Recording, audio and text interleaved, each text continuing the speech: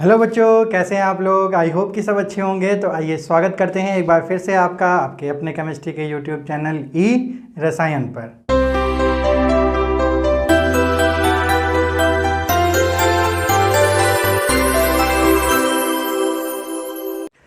आज के सेशन में बच्चों हम लोग देखने वाले हैं इन तीन इंथैल्पी चेंजेस के बारे में। तो हमारी जो पहली है standard enthalpy of atomisation, then हम लोग पढ़ेंगे बॉन्ड डिसोसिएशन इंथैल्पी और देन एवरेज बॉन्ड इंथैल्पी, या इसी को हम लोग बोलते हैं मीन बॉन्ड इंथैल्पी।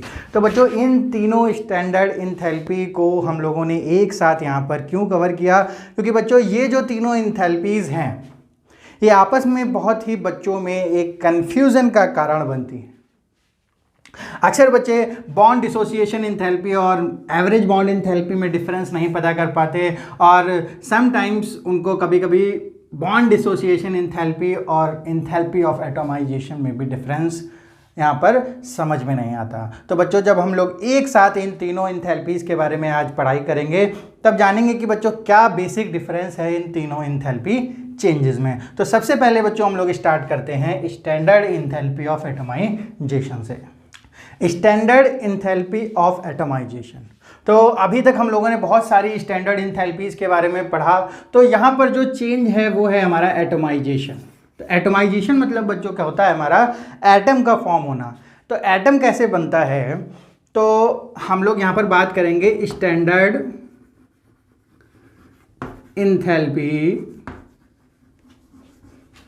व्हेन, मतलब उसकी स्टैंडर्ड इंथैल्पी जब 1 मोल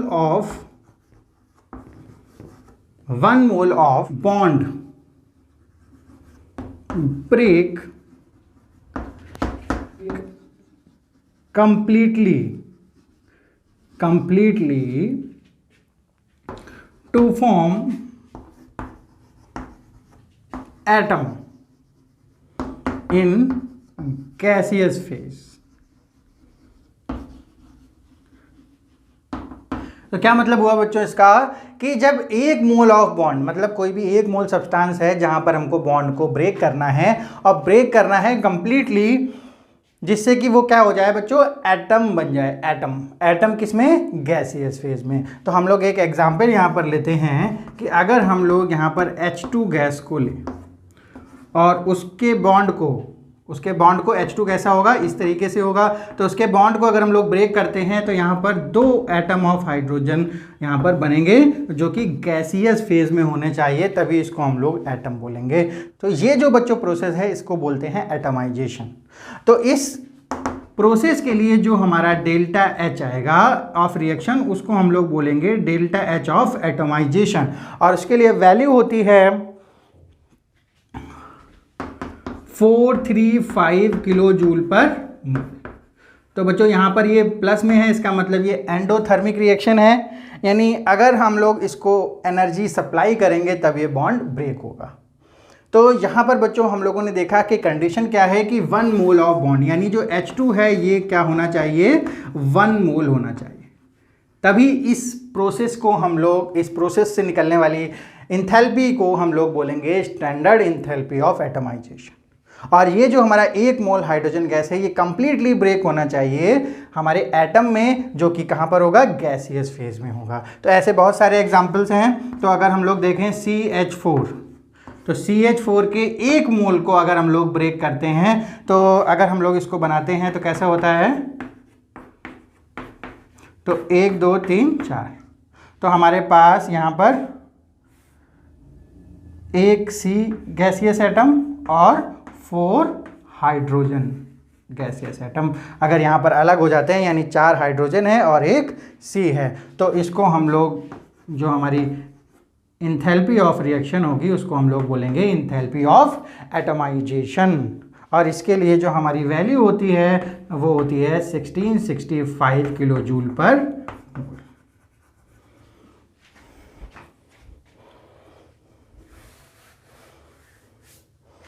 एक बच्चों एक स्पेशल एग्जांपल और लेते हैं। यहाँ पर हम लोग लेते हैं NaS, यानी सॉलिड से Na गैसियस बनाना है। तो ये एग्जांपल हमारा कैसा है कि हमारा जो ये सोडियम मेटल होता है जो कि हमारा सॉलिड फॉर्म में होता है, इसको अगर हम लोग गैसियस फॉर्म में लाते हैं तो इसका मतलब है इस मेटल का हम एटमाइजेशन कर रहे हैं, यानी इसको हम लोग एटम में चेंज कर रहे हैं। तो यानी जो हमारी जो कंडीशंस हैं वो फुलफिल हो रही हैं कि नहीं, कि 1 मोल ऑफ बॉन्ड, यानी इसका क्या है 1 मोल होना चाहिए, ठीक है। इसको ब्रेक कर रहे हैं, ब्रेक भी हो रहा है इनटू गैसियस फेज, यानी एटम में ब्रेक हो रहा है गैसियस फेज में। तो ये भी हमारी जो रिएक्शन है उसकी इंथैल्पी को हम लोग क्या बोलेंगे, एटमाइजेशन इंथैल्पी, और इसकी वैल्यू होती है बच्चों 108.4 किलो जूल पर मोल। तो यहाँ पर ये ज़रूरी नहीं है कि जो हमारा 1 मोल सब्सटेंस है वो स्पेसिफिकली हमारा गैसियस स्टेट में होना चाहिए, लेकिन हमारा जो प्रोडक्ट है, जो हमारे एटम आ रहे हैं वो हमारे कैसे होने चाहिए, गैसियस फेज में होने चाहिए। ये यहाँ पर मस्ट है एक कंडीशन, और दूसरी कंडीशन जो हम लोग रिएक्टेंट ले रहे हैं वो हमारा 1 मोल होना चाहिए बच्चों। तो यहाँ पर एक और बात हमको दिखाई पड़ रही है कि ये वाली जो रिएक्शन है बच्चों, ये वाली रिएक्शन हम लोगों ने पढ़ी थी जब हम लोग फेज ट्रांजिशन की इंथैल्पी देख रहे थे। तो वहाँ पर ये जो सब्लिमेशन, यानी जब कोई भी सॉलिड सब्सटेंस डायरेक्टली गैस में चेंज होता है तो उसकी इंथैल्पी चेंज को हम लोग बोलते हैं सब्लिमेशन इंथैल्पी, यानी इंथैल्पी चेंज फॉर सब्लिमेशन। तो ये जो हमारा एटमाइजेशन है इसको हम लोग क्या बोल सकते हैं, इसको हम लोग डेल्टा एच सब्लिमेशन भी बोल सकते हैं। तो उसकी भी वैल्यू कितनी आएगी, 108.4 किलो जूल पर मोल। तो बहुत सारी ऐसी रिएक्शंस हैं कि जिसकी एटमाइजेशन एनर्जी और सब्लिमेशन एनर्जी क्या होगी, इक्वल होगी। ऐसे ही और भी बहुत सारी जो इंथैल्पीज हैं वो कहीं कहीं पर कॉइंसाइड कर जाती हैं, यानी एक ही रिएक्शन के लिए हम उसकी इंथैल्पी ऑफ रिएक्शन को 2 अलग अलग या फिर 3 इंथैल्पी से क्या कर सकते हैं, उसका नाम दे सकते हैं। तो इसकी जो इंथैल्पी ऑफ रिएक्शन है उसको हम लोग enthalpy of atomisation as well as enthalpy of sublimation भी बच्चों बोल सकते हैं। तो आइए बच्चों अब हम लोग देखते हैं जो हमारी सेकंड इंथैल्पी थी, बॉन्ड डिसोसिएशन इंथैल्पी।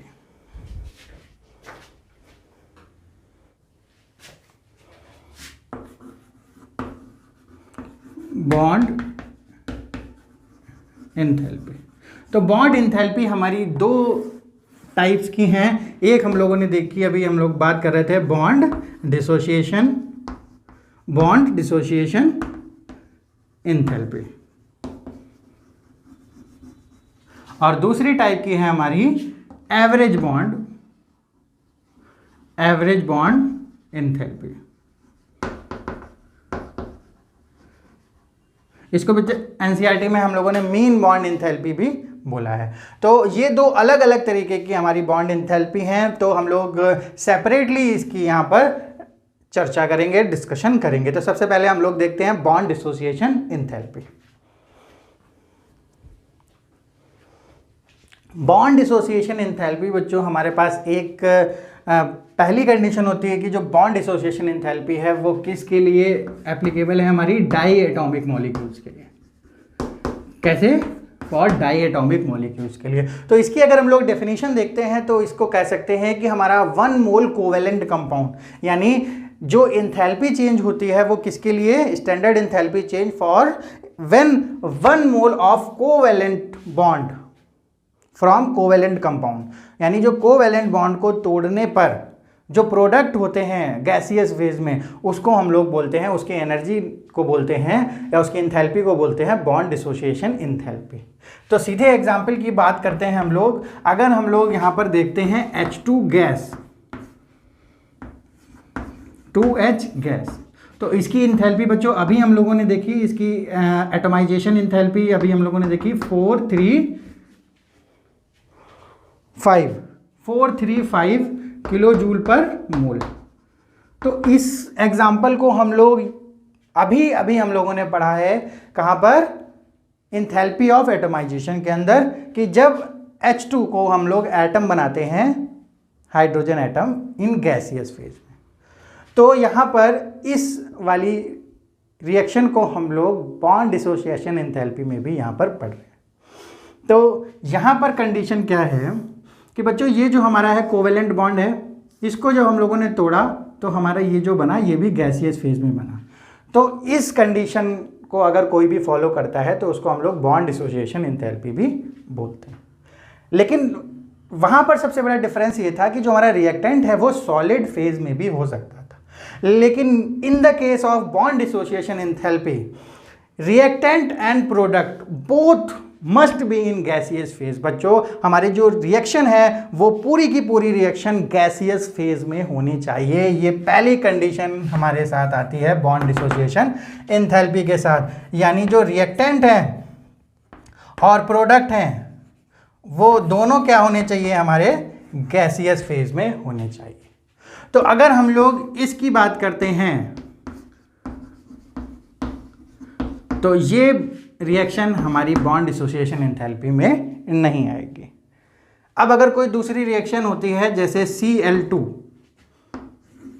ये गैसियस फेज में है अगर, और यहां पर 2 Cl गैसियस ब्रेक हो रहे हैं, 1 मोल है, 1 मोल ऑफ क्लोरीन गैस और गैसियस फेज में है दोनों, तो इसको हम लोग इसकी एटोमाइजेशन एनर्जी को या इसकी एंथैल्पी ऑफ रिएक्शन को हम लोग क्या बोलेंगे, बॉन्ड डिसोसिएशन एंथैल्पी। और इसको हम लोग दिखाते बच्चों कैसे हैं, जैसे अगर हम लोग Cl2 के लिए दिखा रहे हैं तो हम Cl की बॉन्ड एनर्जी दिखाएंगे। यहाँ पर हम लोग दिखाते हैं H की बॉन्ड एंथैल्पी।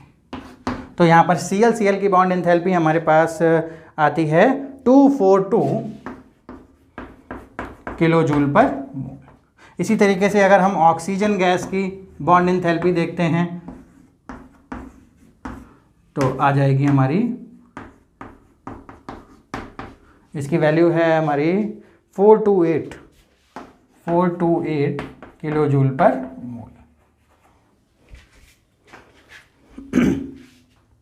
तो बच्चों, आप लोगों ने देखा कि हमारी जो बॉन्ड डिसोसिएशन एंथैल्पी है वो स्पेसिफिकली डाइएटॉमिक मॉलिक्यूल्स के लिए है और कोवेलेंट बॉन्ड के लिए है, जो कि 1 मोल कोवेलेंट बॉन्ड जो कि हमारा गैसियस फेज में होगा, और हमारा प्रोडक्ट भी क्या होंगे, गैसियस फेज में होंगे। तो ऐसे ही हम लोग डिसोसिएशन को, जो हमारी एंथैल्पी निकलेगी उसको हम लोग बोलेंगे बॉन्ड डिसोसिएशन एंथैल्पी। अब बात करते हैं हम लोग अपनी एवरेज बॉन्ड एंथैल्पी की, यानी mean bond enthalpy. Average bond enthalpy, average bond enthalpy को अभी हम लोगों ने बताया कि इसको मीन बॉन्ड एंथैल्पी भी बोलते हैं, और ये हमारी स्पेशली किसके लिए होती है, पॉली एटॉमिक कंपाउंड्स के लिए या पॉली एटॉमिक गैसेस के लिए। तो यहां पर भी बच्चों सबसे पहली और मेन कंडीशन है कि जो हमारी रिएक्टेंट और प्रोडक्ट हैं वो both must be in gaseous phase, यानी जो हमारे यहाँ रिएक्टेंट होंगे जिनकी हमको डिसोसिएट करना है, बॉन्ड को डिसोसिएट करना है, वो किस फॉर्म में होने चाहिए, किस फेज में होने चाहिए, गैसियस फेज में होने चाहिए। तो एग्जांपल अगर हम लोग देखते हैं यहाँ पर CH4 गैस का,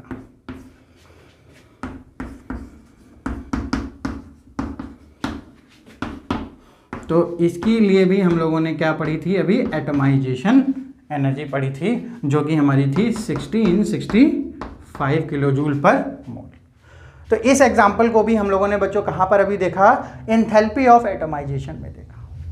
तो इस रिएक्शन की एंथैल्पी ऑफ एटमाइजेशन और इस रिएक्शन की एवरेज बॉन्ड एंथैल्पी क्या सेम होगी या अलग अलग होगी, आइए देखते। तो एवरेज बॉन्ड एंथैल्पी क्या होती है, अगर इसको हम लोग बच्चों स्ट्रक्चरली ऐसे बनाते हैं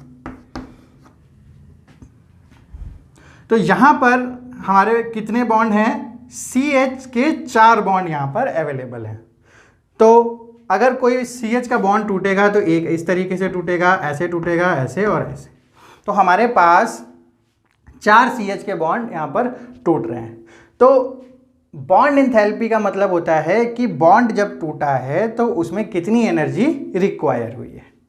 तो CH बॉन्ड तोड़ने के लिए कितनी एनर्जी रिक्वायर है, तो हमारे पास 4 CH बॉन्ड यहाँ पर अवेलेबल हैं।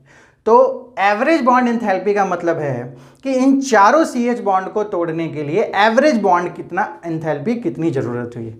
तो यहाँ पर बच्चों इस रिएक्शन में हमारे पास जो डेल्टा H या डेल्टा H एंथैल्पी है वो किसके बराबर होगी, वो डेल्टा H CH बॉन्ड और ये 4 टाइम्स के बराबर होगी।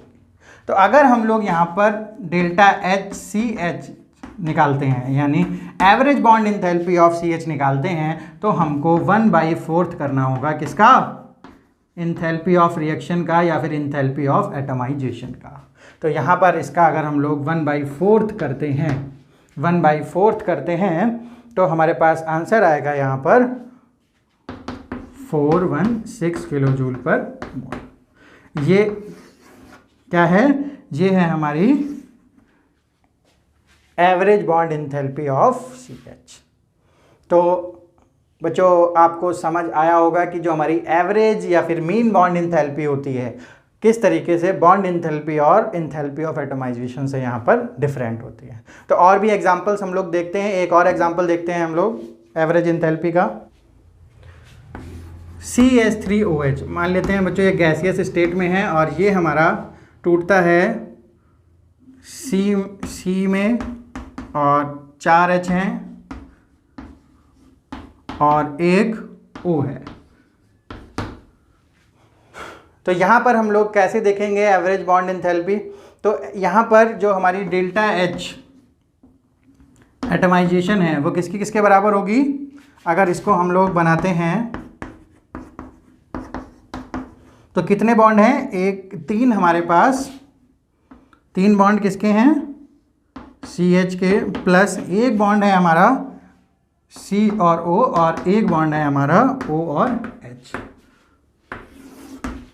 तो ये जो टोटल बॉन्ड इंथैल्पी है, टोटल एटमाइजेशन इंथैल्पी है, वो किसके किसके बराबर होगी, 3 CH बॉन्ड के बराबर प्लस एक CO बॉन्ड की इंथैल्पी और प्लस एक OH बॉन्ड की इंथैल्पी के बराबर होगी। तो यहाँ पर अगर यहाँ पर केवल सारे के सारे CH बॉन्ड होते तो इसकी एवरेज इंथैल्पी हम लोग निकाल सकते थे, यानी एवरेज बॉन्ड इंथैल्पी या मीन बॉन्ड इंथैल्पी निकाल सकते हैं। तो यहाँ पर बेसिकली बच्चों हम लोग देख रहे हैं कि हम लोग हेस लॉ का ही यूज़ कर रहे हैं। तो पिछले केस में भी हम लोगों ने हेस लॉ का ही यूज़ किया था, 4 बार हम लोगों ने HCH को वहाँ पर जोड़ा था, किसके बराबर रखा था, H ऑफ एटमाइजेशन के बराबर। तो इस तरीके से हम लोग, अगर हमसे CH की बॉन्ड इंथैल्पी पूछता है तो भी हम लोग निकाल सकते हैं। CO की बॉन्ड इंथैल्पी पूछता है तो हमारे पास वैल्यू चाहिए 3 की, यानी अगर हमसे किसी एक इंथैल्पी के बारे में पूछता है और बाकी 3 की वैल्यू गिवन है तो यहाँ पर हम लोग निकाल सकते हैं अपनी अननोन इंथैल्पी। तो आई होप बच्चों की जो हमारी एवरेज बॉन्ड इंथैल्पी है वो आपको समझ में आ गई होगी। तो अब बच्चों हम लोग देखने वाले हैं कि हम किस तरीके से बॉन्ड इंथैल्पी की हेल्प से किसी भी गिवन रिएक्शन की इंथैल्पी ऑफ रिएक्शन निकाल सकते हैं। अभी तक जब हम लोगों ने इंथैल्पी ऑफ फॉर्मेशन के बारे में पढ़ा था, तब हम लोगों ने देखा था कि इंथैल्पी ऑफ रिएक्शन को with the help of enthalpy of formation निकाला जा सकता है। लेकिन यहाँ पर हम एक और तरीके से इंथैल्पी ऑफ रिएक्शन निकाल सकते हैं, जो कि हमारी बॉन्ड इंथैल्पी।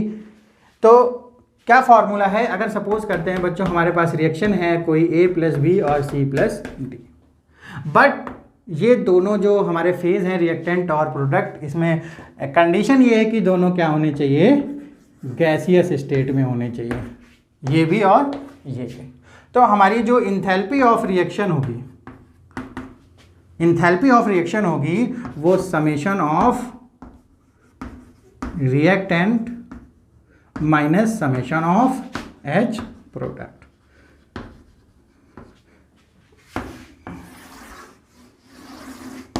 यानी रिएक्टेंट की इंथैल्पी का सम करेंगे हम लोग बॉन्ड इंथैल्पी का। ये हमारी क्या है, बॉन्ड इंथैल्पीज है, बॉन्ड इंथैल्पी। ये भी हमारी क्या है, बॉन्ड इंथैल्पी। कि अगर कोई रिएक्शन दी हुई है और दोनों हमारे प्रोडक्ट और रिएक्टेंट गैसियस फेज में हैं, तो हम लोग इसकी टोटल बॉन्ड इंथैल्पी माइनस इसकी टोटल बॉन्ड इंथैल्पी से हम लोग इंथैल्पी ऑफ रिएक्शन को फाइंड कर सकते हैं। यहाँ पर बच्चों फॉर्मूले में हम लोग एक डिफरेंस देख रहे हैं कि हमारा यहाँ पर पहली बार रिएक्टेंट इस साइड है और प्रोडक्ट उस साइड। तो इसको हम लोग ध्यान में रखेंगे जब भी हम लोग इस तरीके से इंथैल्पी ऑफ रिएक्शन निकाल रहे होंगे। तो अगर हम लोग इस फॉर्मूले पर बेस्ड एक क्वेश्चन करते हैं तो बच्चों और हम लोगों को क्लियर हो जाएगा ये कॉन्सेप्ट। तो आइए देखते हैं जल्दी से क्वेश्चन। ये हमारे सामने एक क्वेश्चन है, यहाँ पर एक रिएक्शन दी हुई है और इसके लिए हमसे पूछ रहा है delta H R of reaction. तो इस रिएक्शन के लिए हमसे इंथैल्पी ऑफ रिएक्शन पूछ रहा है, स्टैंडर्ड इंथैल्पी ऑफ रिएक्शन, और हमको बच्चों गिवन है कुछ bond enthalpies, different bond enthalpies हमको यहाँ पर गिवन है। तो हम लोगों को इंथैल्पी ऑफ रिएक्शन निकालना होगा with the help of these bond enthalpies. तो सबसे पहले हम लोग देखते हैं कि हमारी कंडीशन फुलफिल हो रही है कि नहीं, कि हमारी जो रिएक्टेंट और प्रोडक्ट है बोथ आर गैसियस फेज। तो फॉर्मूला हम लोग लगाते हैं डेल्टा एच आर, क्या होता है रिएक्टेंट की टोटल इंथैल्पी बॉन्ड इंथैल्पीज, तो C2H5। तो बच्चों इसको सॉल्व करने से पहले हम लोग इसके स्ट्रक्चर को बना लेते हैं, तो हमारे पास आसान हो जाएंगी चीज़ें। क्यों आसान हो जाएंगी अभी देख लेते हैं हम लोग।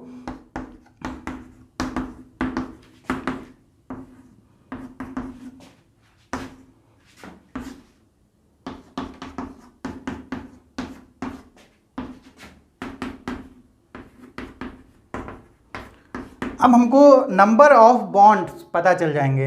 तो यहाँ पर अगर हम लोग देखते हैं केवल और केवल C2H5OH में तो कितने बॉन्ड्स हैं, इसमें हमारे पास 3 यानी CH के बॉन्ड कितने हैं, 1 2 3 4 5, यानी 5 CH के बॉन्ड हैं। और CH के बॉन्ड हमारे पास वैल्यू क्या है 4 1 3, प्लस हमारे पास एक CC का बॉन्ड है यानी 3 4 8, एक हमारे पास CO का बॉन्ड है यानी 3 6 0, एक हमारे पास OH का भी यहाँ बॉन्ड है यानी +4 6 3। तो ये हमारे पास टोटल ये बॉन्ड हो गए बॉन्ड इंथैल्पी, और ये हमारे पास हो गई 3 × OO यानी 498।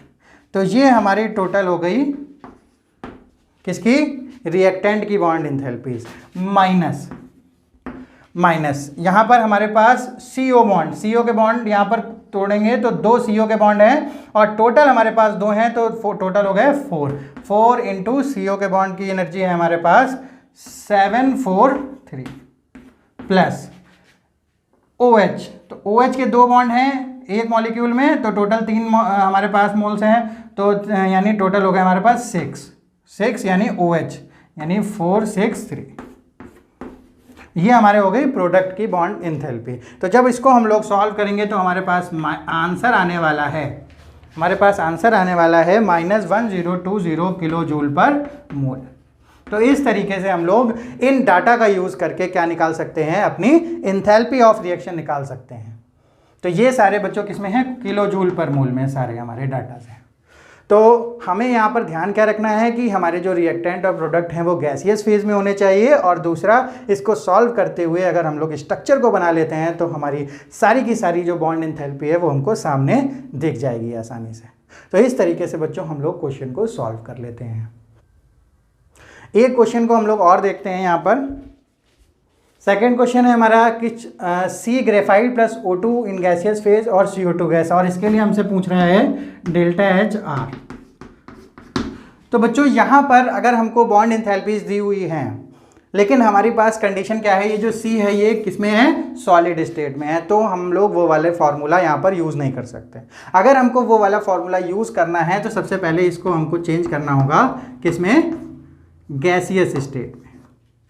अब ये जो हमारा रिएक्शन है, हमारी केमिकल रिएक्शन है, वो हमारी एप्रोप्रिएट है किसके लिए, उस फॉर्मूले को इम्प्लीमेंट करने के लिए। तो बस यहाँ से यहाँ चेंज करने के लिए हमारे पास डेल्टा एच सब्लिमेशन या फिर एटोमाइजेशन, यहाँ पर हम लोग इसकी अगर वैल्यू दी हुई है तो इसको भी हम लोग ऐड करेंगे।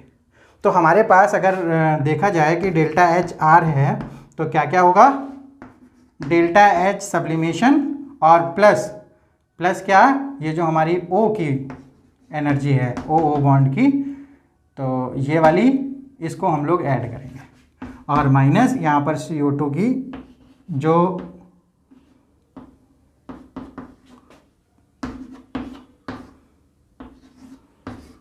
तो इस तरीके से हमको 3 वैल्यूज चाहिए होंगी डेल्टा आर निकालने के लिए। एक तो हमारी sublimation enthalpy from CS to C गैस, और इंथैल्पी ऑफ बॉन्ड इंथैल्पी किसकी, OO की, और बॉन्ड इंथैल्पी CO की, तब इसकी हमारे पास इंथैल्पी ऑफ रिएक्शन हम लोग बच्चों निकाल सकते हैं। तो आज हम लोगों ने जो तीनों टाइप की इंथैल्पीज होती हैं, enthalpy of atomisation, bond dissociation enthalpy और एवरेज बॉन्ड एंथैल्पी, इन तीनों के बारे में देखा। इन तीनों के बारे में जो हमारे माइंड में कन्फ्यूजन्स होते हैं उसको हम लोगों ने दूर किया। इनकी कंडीशंस देखी कि इनको निकालने से पहले हमें किन कंडीशंस का ध्यान रखना पड़ता है। तो बच्चों, आई होप कि आज की क्लास आपके लिए बहुत अच्छी रही होगी। इसी तरीके से आप लोग पढ़ते रहिए। हम लोग मिलते हैं अब अपने नेक्स्ट वीडियो में, और अगर चैनल को सब्सक्राइब नहीं किया है तो चैनल को सब्सक्राइब कर लीजिए, वीडियो को लाइक कर दीजिए। मिलते हैं अब अपने नेक्स्ट वीडियो में। Till then, bye bye.